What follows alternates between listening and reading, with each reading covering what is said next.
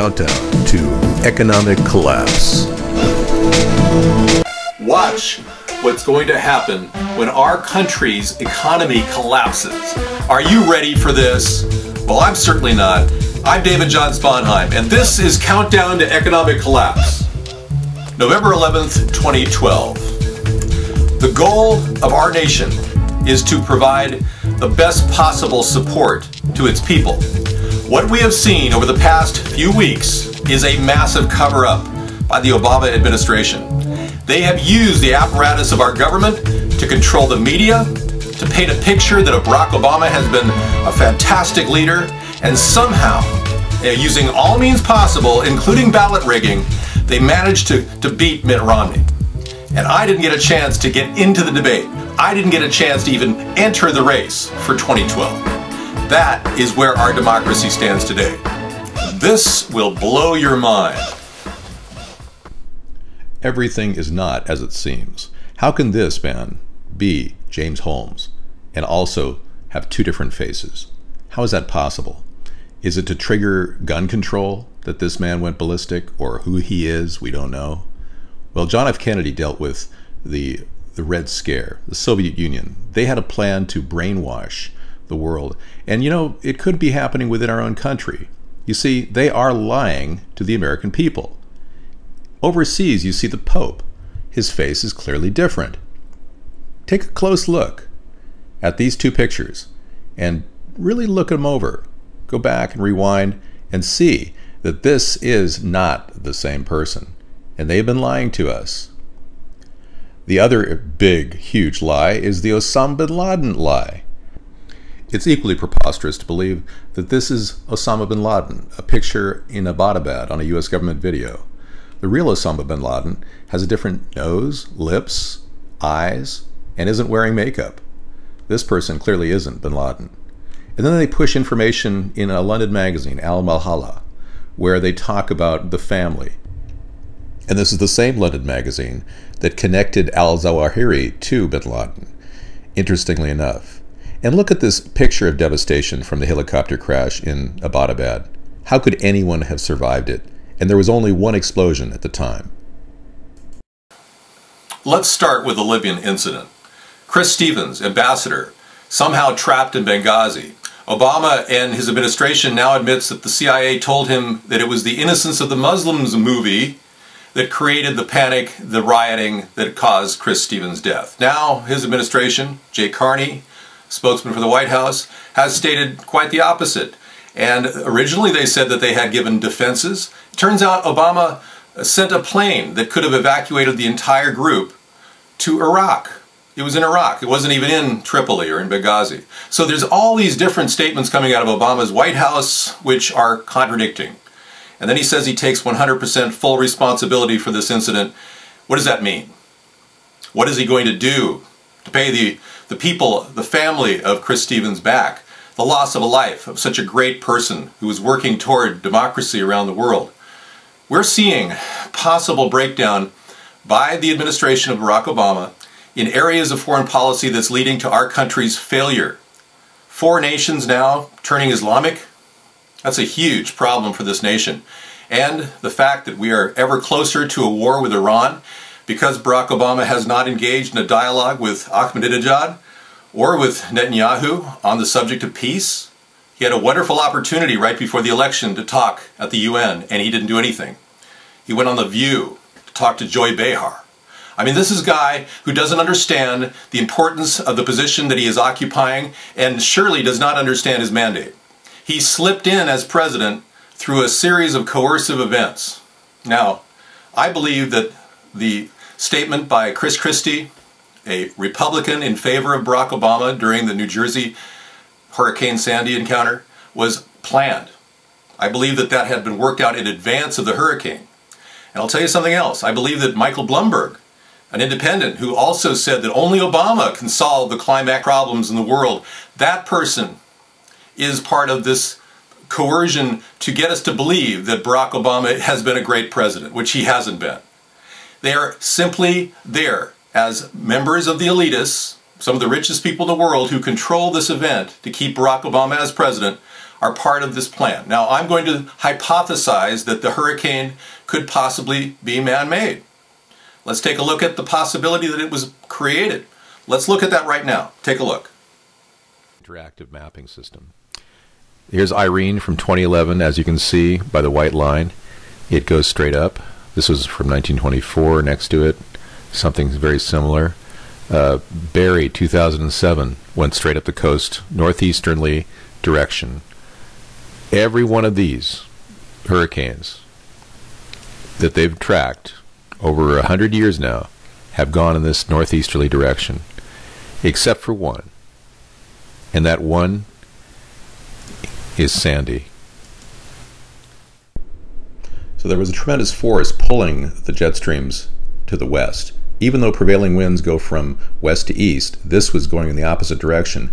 It could have been the large cold front that was generated by some device.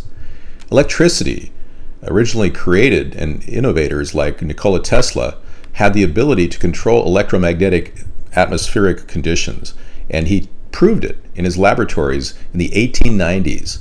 So the possibility of our government being involved in this is very real. This is a map from NOAA showing the general pattern in November for all northeasterly hurricanes, if they're even happening, because it's at the end of the season.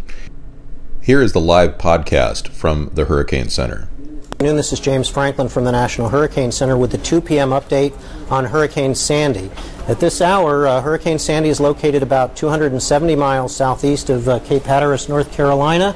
Continues to move off to the northeast, which is what we expect it to do for the next 12 or 24 hours, and then begin to turn to the north and then back to the mid-Atlantic states.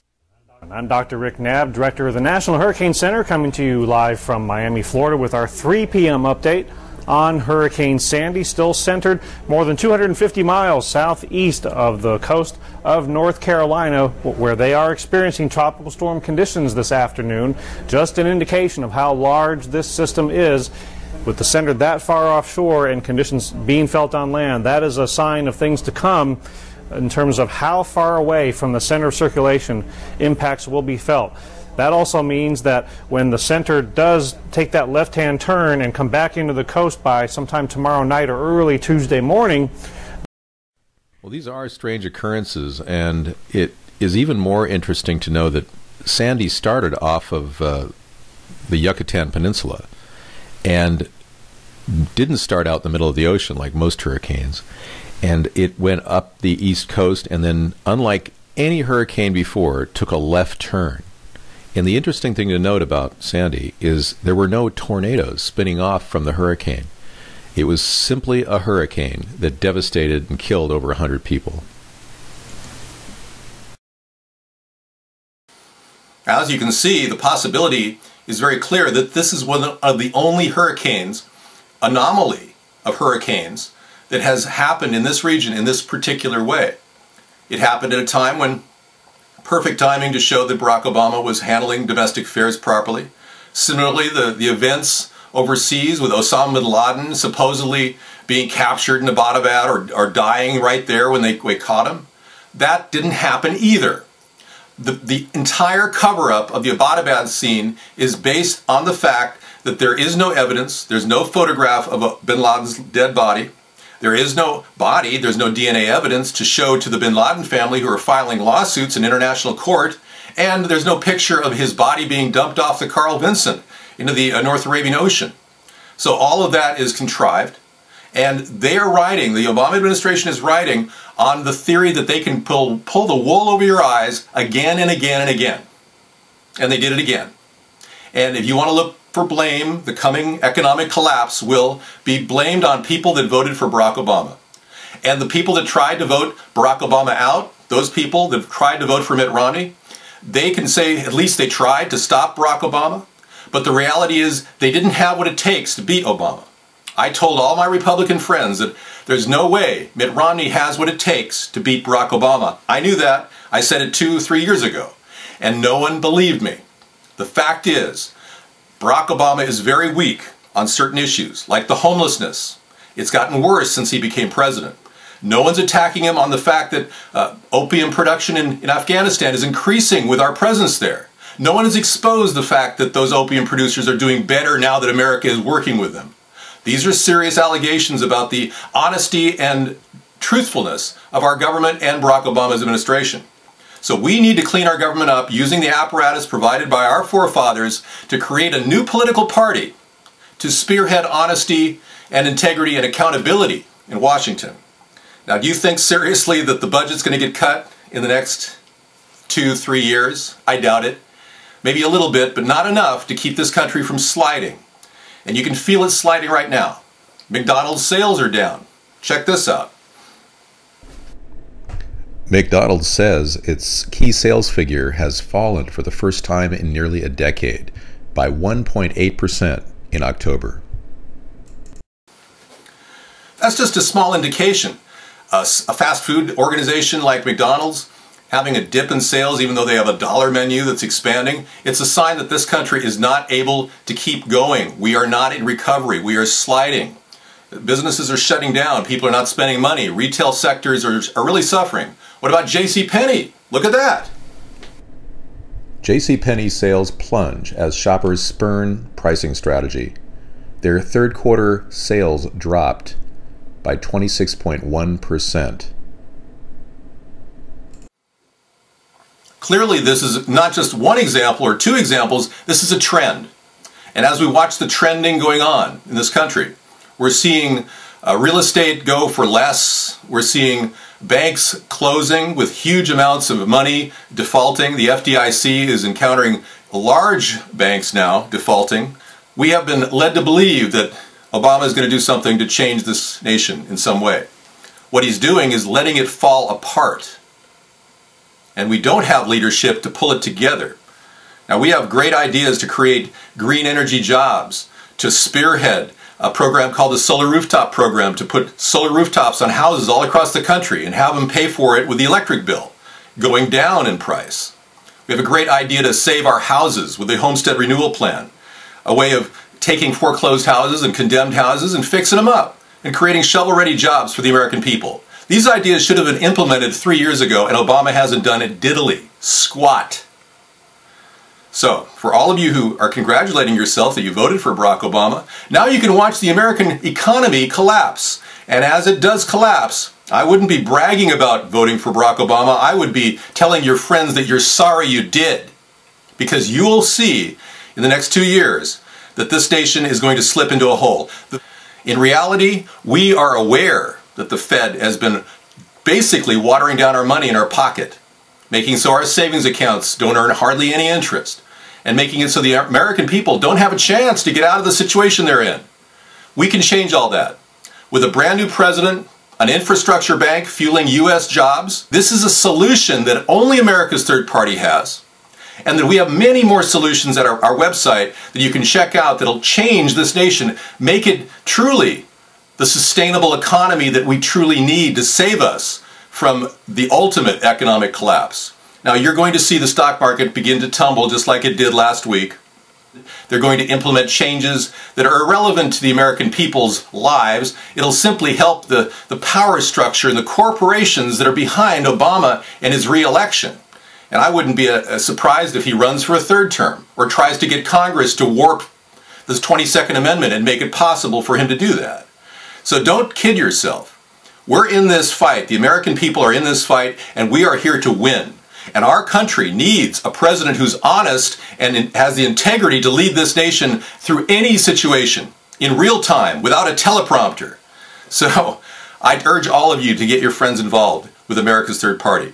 We need more electors in every state, and we need to get me on the ballot coming up in 2015. So we need people in place. And we also need donations for our cable TV run, which we're going to be doing for the 2016 election.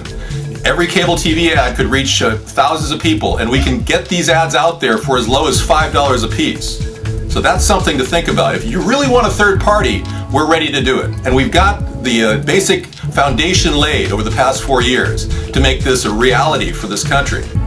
And I think that our future will truly blossom, but we need to get our resources back, bring our troops home, get rid of the Fed, and solve a lot of our problems with new ideas and innovations.